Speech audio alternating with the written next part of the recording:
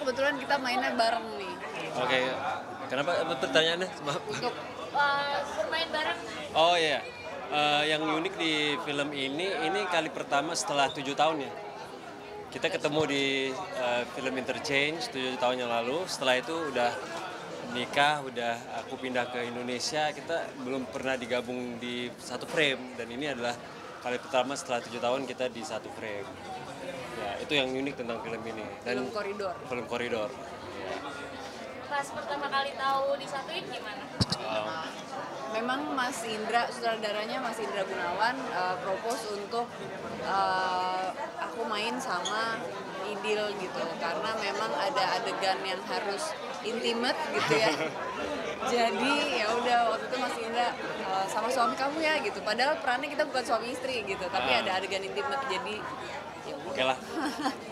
udah biasa. Dalam kehidupan pribadinya. Untungnya enggak sih, jadi kita berdua sama-sama aktor udah bisa bedain mana yang karakter, mana yang kehidupan pribadi gitu. Jadi ketika kita masuk on set, ya kita menjadi Sebagai karakter. Sebagai karakter. Nah, kejadian unik nih pas syuting bareng ada nggak? Dan unik, nggak ada yang unik. Momen lucu. Momen lucu apa ya? Nggak ada Iya, yang, iya sih, lucunya tuh kayak contohnya lah si adegan intimate ini gitu ya. Maksudnya kan kita sebagai suami istri sudah sering melakukannya. Tapi di sini tiba-tiba yang oke, gimana caranya ini, misalnya adegan ciuman untuk pertama kalinya, gimana ya dulu yang inget-inget gitu, lupa. Jadi ya kan pasti beda kan. Kalau di syuting ada beberapa take harus ulang adegan yang sama. Jadi kayak memang beda sih emang. Kalau di rumah beda, kalau di sebagai karakter juga beda. Gitu. Mungkin plus minusnya bekerja sebagai pasangan. Kalau bagi saya plusnya plus minusnya apa? enaknya adalah berangkat bareng, pulang bareng. Iya. Ntar kalau selesai adegannya saya harus nunggu gitu. Kalau saya selesai dia harus nunggu gitu. Kan pulang biar bareng. Kalau nggak enak, Gak enak apa ya? Seru-seru aja. Nggak ada lagi, nggak enak. Enak-enak aja sebenarnya. mau masin aja berarti itu concern dari Mas Indra ya, bukan dari kalian satu proyek. untuk satu proyek ini. Project Concern Dari Mas Indra, dari Mas Karena Indra. ada adegan itu. Nggak tahu Yang kalau dimaksud apa? itu mungkin bisa ditanya langsung ke Mas Indra, tapi waktu itu pas ditawarin peran utama perempuan aku, peran utama lakinya Idil gitu. Kebetulan manajer kita juga beda. Jadi ya udah approach ke manajer masing-masing Masing-masing. kayak, loh kok kita Kok satu frame?" sama ini jadwalnya? Ya udah pas, jadwal kosong ya udah let's go gitu. Di luar proses reading film ketika di rumah gitu, kalian masih sering sharing nggak sih tentang karakter kalian masing-masing, atau ngebatasin ketika di rumah stop kerjaan? Masih, soalnya kan pasti kalau karakter itu film itu kan butuh script reading dan segala macam, dan untungnya saya kalau kita udah selesai script reading misalnya di studio gitu kan, pulang ke rumah kita ada someone untuk baca dialog. Gimana kalau misalnya aku dialognya begini gimana gitu kan, kita bisa latihan reading tambahan, jadi karena itu lebih enak karena kita ada lebih sesi yang lebih intimate gitu loh tentang pendalaman karakter. Mungkin ada ide yang bisa ditambah buat karakternya si Pia juga ya gitu kan, so kita sering sharing kok kalau untuk kebaikan film. Biasanya paling sering itu di momen apa? Ketika lagi makan, kapanpun sih. kapanpun dari waktu. Ini kalau ide sendiri sekarang logatnya sudah mulai lagi ya? Oh, Iya iya. ya. Sebetulnya udah Ini lama coach ya. saya, ini acting coach saya yang dialog udah lumayan lah. Udah lama juga di sini kan, udah hampir 8 tahun saya di sini. Iya. Kalau untuk JTC ini sendiri gimana nih Mbak Tia? Harapannya ke depan gimana sebagai senior juga di sekarang ya?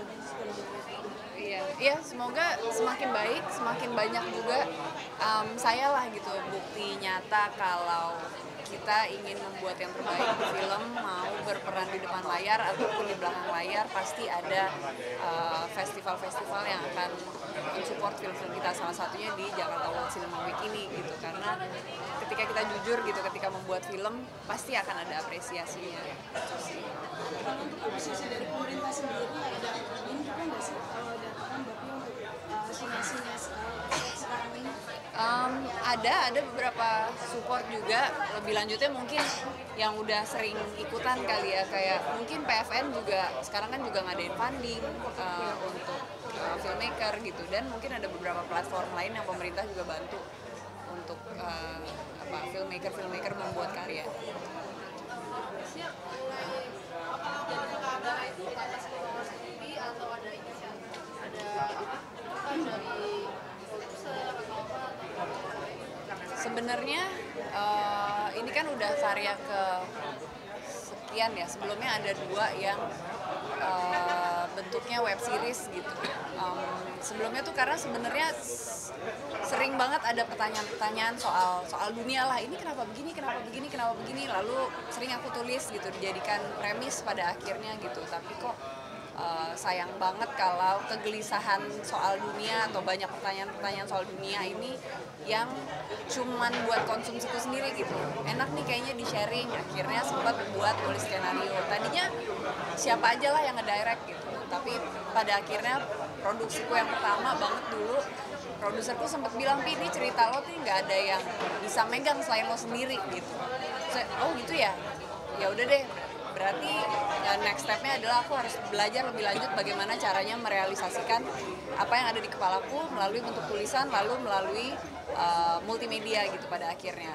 Audio visual bentuknya yang bisa dinikmati semua orang. pertanyaan-pertanyaan itu kamu lebih ke isu sosial atau isu lingkungan atau Isu random apapun sih, semuanya. Idil aja udah sering kayak, ini kenapa ya kalau ini gini pertanyaanku tuh suka yang Kemana-mana aneh-aneh. gitu. Kan dari pemain menjadi directing, boleh ini nggak sih Kak diceritain plusnya yang didapat dari ilmu pas jadi pemain akan jadi director, terus struggle-nya mungkin tadi kan udah di-spill dikit sama Bio. Iya, sebenarnya beruntung banget aku ada di posisi pemain dulu gitu ya sebelumnya, karena dari pemain tuh kalau pemainnya rajin bisa ngeliat sebenarnya bisa belajar dari semua lini gitu. Nah kebetulan dulu kalau misalnya sering lah zaman dulu ngeliat aku di FTV gitu ya, sering tuh aku misalnya kayak FTV yang sekarang aku mau jadi kleper juga selain jadi pemain gitu. Oke, jadi kleper, nanti misalnya jadi Astrada mau tahu bagaimana gitu. Jadi karena memang apa ya, dari dulu tuh keingintahuanku tuh sangat tinggi gitu ya, mungkin melebihi orang-orang. Jadi kayak ini pekerjaan dia apa aja yang harus dipelajarin ya gitu, seneng aja ngulik semua jenis pekerjaan, semua lini sampai ke PU gitu yang ngasih aku minum apa sih flow kerja dia gitu. Misalnya kok PU cuma 2 orang bisa nanganin kru yang segini banyak gitu, itu juga sering aku liatin gitu, kayak dia bikinnya gini-gini, dioper ke situ apa segala gitu. Jadi pembelajaranku memang langsung di lapangan pada saat itu. Dan juga kebetulan basicku adalah pemain, jadi aku tahu ketika aku jadi pemain aku tuh pengen deh punya sutradara yang sebenarnya tuh begini gitu, memperhatikan, karena sebagai pemain itu kan kita menggunakan emosi ya, menggunakan memasukkan karakter baru yang sebenarnya bukan kita gitu. Itu kan kadang-kadang sensitif juga, kadang-kadang capek gitu kalau kita harus menjadi orang lain gitu. Jadi ketika aku menjadi sutradara, aku juga menerapkan itu ke pemainku gitu. Seperti yang aku mau, gue pengen dia punya sutradara kayak gini gitu. Jadi itu yang aku terapkan ke pemainku. Seperti apa? Contohnya kayak ini kan salah satunya selain Biowan ada Rahel Aurora Amanda yang main. Dimana kalau kita harus adegan sedih yang harus sampai keluar air mata gitu, itu biasanya tuh kalau aku ngalamin sendiri nggak bisa lebih dari take 3 gitu. Misalnya kayak take 4 tuh udah habis, udah dry aja air matanya. Kadang-kadang habis itu adegannya udah nggak jujur gitu, dibuat-buat sedih. Jadi aku sempat nanya sama Amanda, ini aku akan ada shotnya, aku kasih tahu semuanya, aku akan ada close up, akan ada medium, dan akan ada wide. Kamu lebih nyaman ngeluarinnya di mana nih, di take keberapa gitu. Karena kalau misalnya dia bilang aku mau all out di pertama, oke, aku close dulu ya kalau gitu ya gitu. Jadi wide-nya aku ambil belakangan gitu sih. Jadi aku juga kadang-kadang gitu kayak berharap, boleh nggak ini udah mulai sedih nih, boleh nggak yang pertama tuh yang di close dulu kalau itu yang harus diambil gitu. Jadi kayak gitu lagi. Terus juga Biowan misalnya, Bio ini kan suka datang ke set, tiba-tiba set belum jadi gitu, takut pemain bete atau apa, Bio sana aja dulu. Ini Bio suka duduk di bawah misalnya, ambilin kostum buat Bio gitu.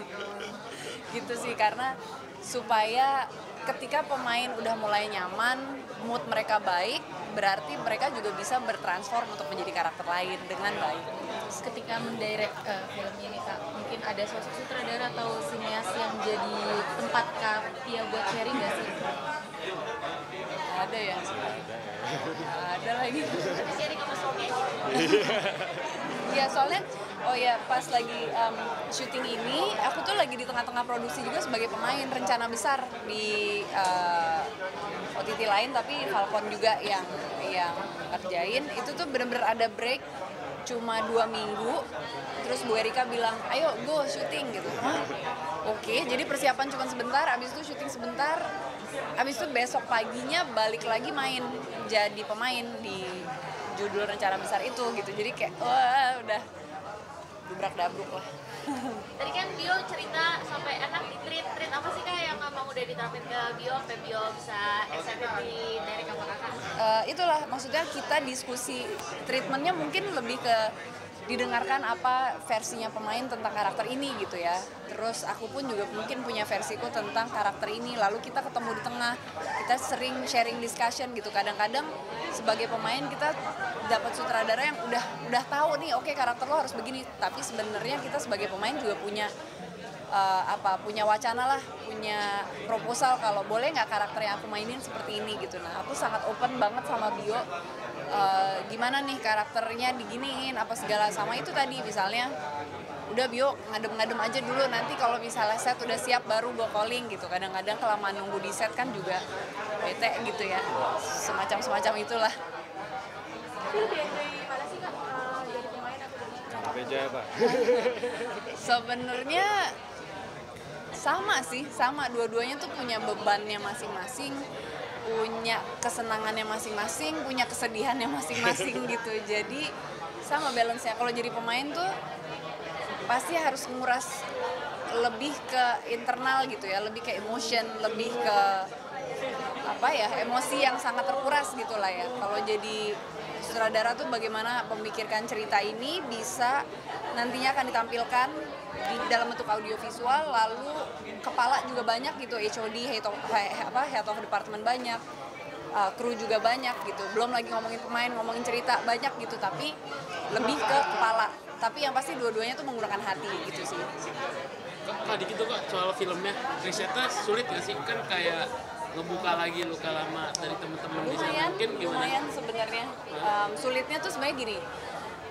Mungkin pada saat tahun 98 itu aku masih terlalu kecil untuk merasakan luka itu gitu ya. Mungkin yang udah agak-agak besar yang ngerasain gitu. Tapi justru ya itu, main ke satu lokasi yang tadinya ada kejadian-kejadian gak enak, pasti kan energinya juga berasa gitu ya. Nah di Glodok tuh gitu, walaupun semuanya pada akhirnya ceria di sana penduduknya, pada akhirnya berusaha melupakan masa lalu tuh dengan cara nggak apa-apa kok, masa lalu tuh nggak apa-apa gitu. Pada saat itu tuh nggak apa-apa, mereka nggak ada yang mau ngomongin itu, tapi ya kan kita berasa gitu ya ketika ngelihat gedung lama udah terbengkalai, apa kejadian di dalam situ, rumah-rumah juga banyak yang seperti itu gitu. Jadi ngerisetnya nanya pendekatan aja sih satu-satu, nanti mulai ada satu yang cerita seperti apa sih zaman dulu gitu. Tapi sebenarnya itu luka yang udah mereka mau tutup aja gitu sih.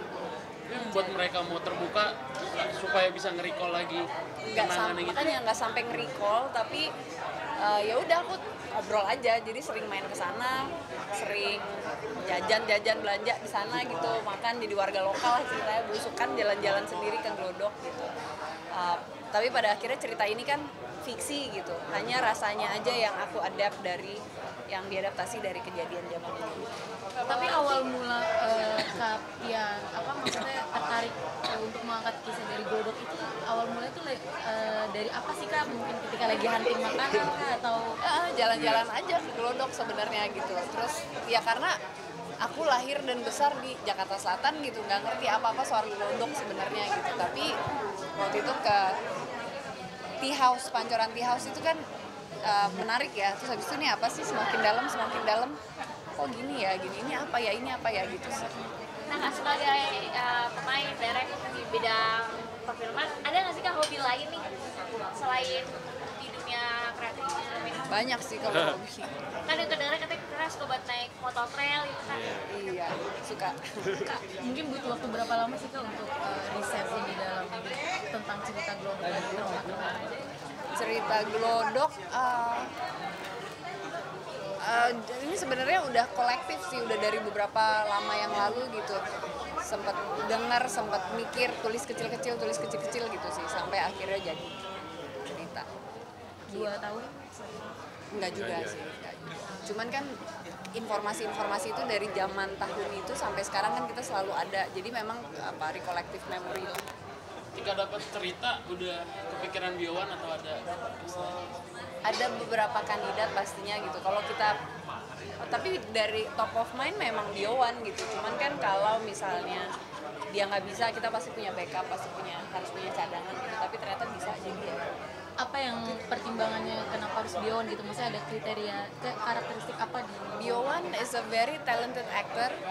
Dia all out untuk bermain karakter. Contohnya deh waktu dia main jadi siapa di Sri Mulat tuh? Gepeng.